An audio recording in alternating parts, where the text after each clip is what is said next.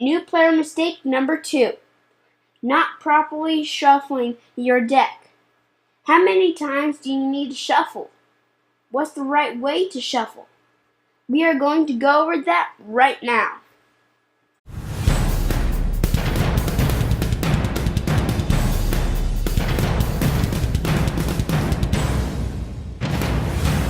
Reaching and teaching young mages of all ages. Welcome, young mage. I'm Rhino. Before we get started, tell me in the comments below what mistakes do you see new players making. I'd love to do a video about the mistake. Today we're going to go over the proper way to shuffle your deck. There are 2 things that are important here. One is how you should shuffle the deck. And the second is how many times you need to perform the shuffle. The answer to that may actually surprise you. Let's talk about the style of shuffling first. Even though there are a lot of styles, they can be broken down to just 2. One is cutting style. This is like the overhand shuffle. The other is an interweave style. This is like the riffle or mash shuffle. The overhand style looks like this. The problem with this is you are basically cutting the deck. In order to make sure your deck is random, you have to cut it over 1,000 times. Even if you were super fast, that would take you a long time. Unless you're the Flash.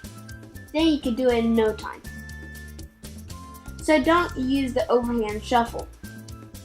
Your deck will really be random. The preferred style is the riffle or mash shuffle. It looks like this. You can see that the cards are going between each other. I do the mash shuffle. My dad will show you the riffle shuffle. The riffle shuffle, if done right, won't bend or damage the cards even if they are unsleeved. Now that we know how to shuffle, how many times do you need to do it?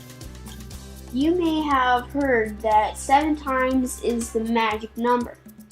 That's actually incorrect. 7 times is for a deck of 52 playing cards. This is actually important. I'll tell you why in a moment.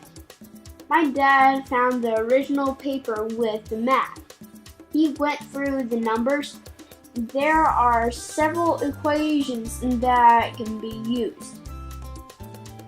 The one that's used the most makes an assumption that all of the cards in the deck are different.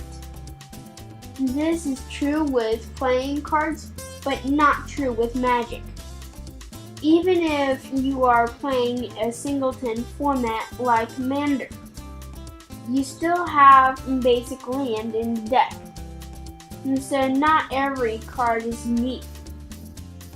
I'll let him explain. Here's the equation we're using. It produces a range of values. The minimum is the earliest time you can see randomization. The max is when randomization is 100%. Any extra shuffling past this point doesn't add to the randomization. It's this point when even decks with playsets and multiple copies of the same card can be considered random. So even though we have a range, we have to err on the side of the max to ensure the deck is random. I ran through the numbers for a 40, 52, 60, and 99 card deck. The median of the range is where you would pick if all of the cards in the deck were different. So if the number of cards in the deck is 40, then you need to shuffle 9 times. This would be for draft, sealed, or league. As you can see from the 52 card deck, the median is 7. That's exactly what we would expect. For a 60 card deck, you need to shuffle 12 times.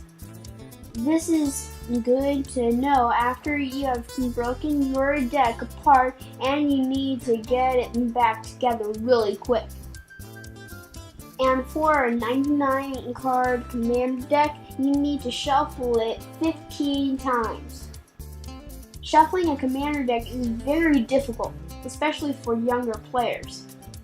So we break the deck in half, shuffle the halves, and then shuffle it together.